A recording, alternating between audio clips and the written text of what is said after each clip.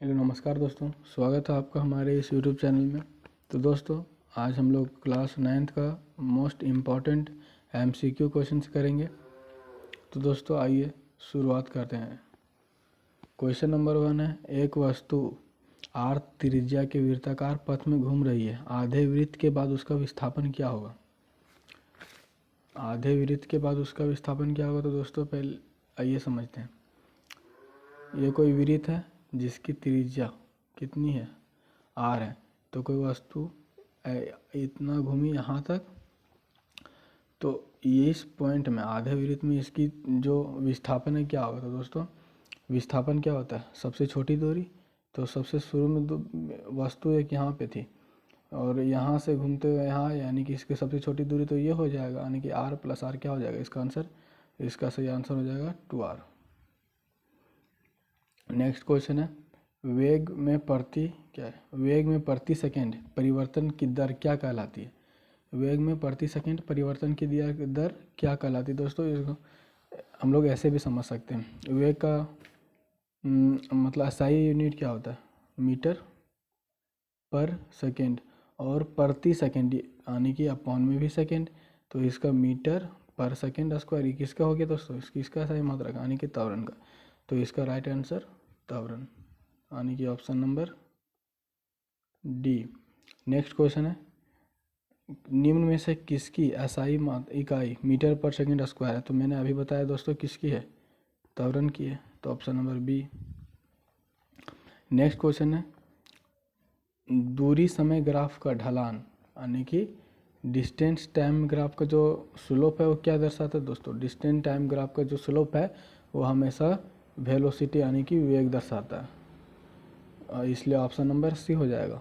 Next question है, Newton का गति का प्रथम नियम क्या है? दोस्तों न्यूटन की गति का प्रथम नियम से किसकी परिभाषा मिलती है? तो फर्स्ट न्यूटन का प्रथम गति के नियम से मिलता है जड़त्व का, तो इसका सही आंसर जड़त्व हो जाएगा।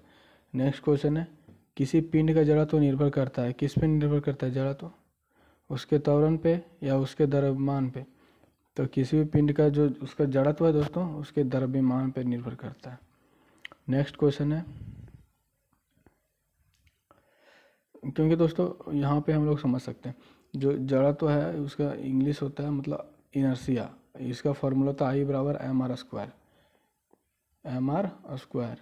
यहाँ पे m क्या है? यहाँ m है मास यानी कि द्रव्यमान। तो किस पे निर्भर कर रहा है? मास पे निर्भर कर रहा है। तो इसका सही आंसर वस्तु का द्रव्यमान हो जाएगा।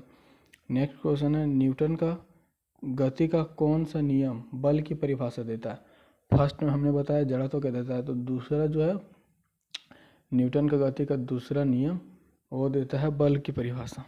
तो चलिए आइए नेक्स्ट क्वेश्चन में बढ़ते हैं। तो दोस्तों अगर जहाँ आप लोगों को इस सीरीज़ में अच्छा लग रहा है, पढ़ने में मज़ा आ रहा है, तो हमारे इस चैनल को सब्सक्राइब करें और वीडियो को लाइक करें और अधिक से अधिक दोस्तों के पास शेयर करें। चलिए आगे बढ़ते हैं। 10 मीटर पर सेकंड की गति से चलने वाले 0.5 kg यानी कि किलोग्राम द्रव्यमान वाले पिंड का समवेग क्या होगा? तो समवेग का फॉर्मूला क्या होता है? P = mv होता है ना। P = यहाँ पे लिखते हैं P = mv। यहाँ m कितना दिया हुआ यानी कि मास 0.5 kg इंटू v मतलब वेलोसिटी कितना दिया हुआ है? 10 मीटर पर सेकंड यानी कि 10। देखिए इसको मल्टीप्लाई करेंगे तो कितना हो जाएगा? 5। अब इसका था kg, 0.5 का कितना था? kg, और इसका मीटर पर सेकंड, kg मीटर पर सेकंड है कहीं पे ऑप्शन दोस्तों? 5 kg मीटर पर सेकंड, हाँ कहीं नहीं है दोस्तों, स्क्वायर है जो ऑप्शन है गलत है। यहाँ पे हो जाएगा 5 kg मीटर पर सेकंड। क्या होगा? 5। ऑप्शन नंबर बी सही है, लेकिन यहाँ ऑप्शन नंबर बी सही है, लेकिन यहाँ पे kg मीटर पर सेकंड होगा दोस्तों।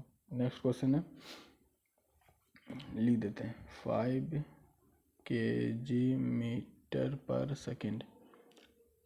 नेक्स्ट क्वेश्चन है, जब कोई बस विराम से चलती है तो अचानक उस पर खड़े आते ही बस में पीछे की ओर झुक जाता है, ये किसका उदाहरण है? तो ये भी किसका उदाहरण है दोस्तों?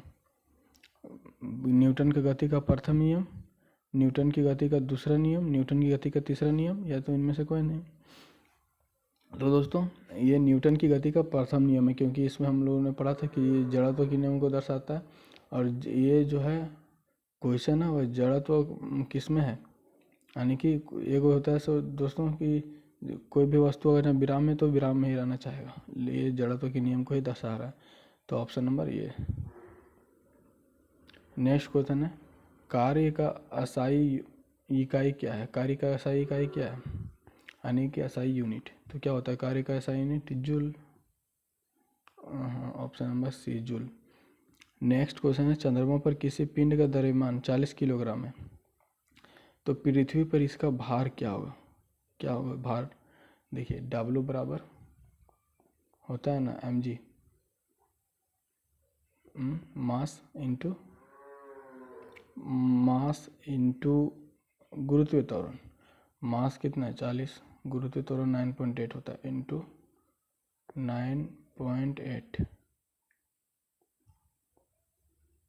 40 को 9.8 से मल्टीप्लाई करेंगे तो कितना होगा?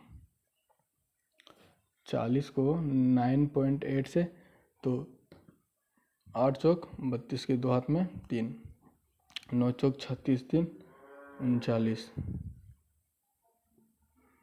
392 न्यूटन। तो इसका सही answer 300, option number B. Next question है, जब कोई पिंड कंपन करता है तो यह आसपास की हवा को संपीड़ित करता है, यह एक उच्च घनत्व क्षेत्र बनाता है, खालिस्तान के रूप में जाना जाता है। तो किसके रूप में जाना जाता है दोस्तों? तो ये कंप्रेशन के रूप में जाना जाता है, यानी कि संपीड़न। धन्यवाद दोस्तों। और दोस्तों हमारे इस चैनल को ज़रूर से सब्सक्राइब करें ताकि आपको ये और महत्वपूर्ण क्वेश्चंस मिल सके। धन्यवाद।